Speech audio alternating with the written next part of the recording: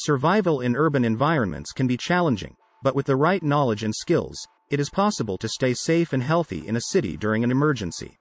We will explore some of the key challenges and considerations for urban survival, and provide some tips and techniques for staying alive and well in the city.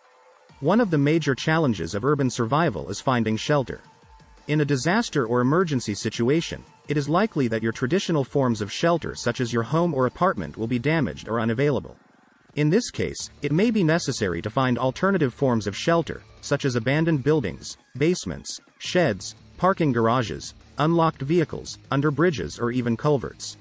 If you cannot find an adequate shelter in your area, perhaps making a temporary shelter is your best option. It is important to choose a shelter that is safe and secure, and that provides some protection from the elements, such as wind, rain, and extreme temperatures.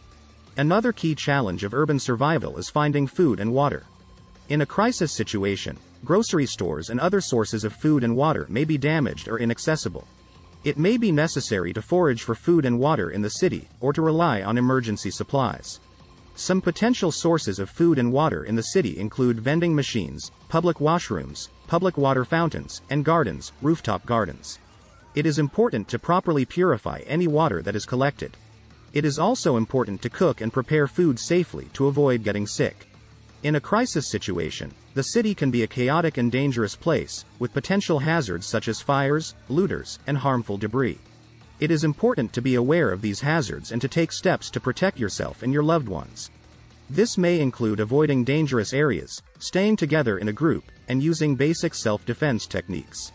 It is also important to have a plan for evacuation, and to know where to go for help.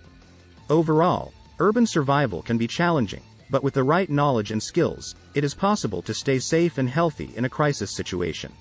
By being prepared, staying calm, and using basic survival techniques, it is possible to survive and thrive in the city during an emergency.